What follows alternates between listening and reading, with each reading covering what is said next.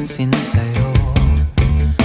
Umabot sa palitan ng mga mensahe, kilig na kilig ako.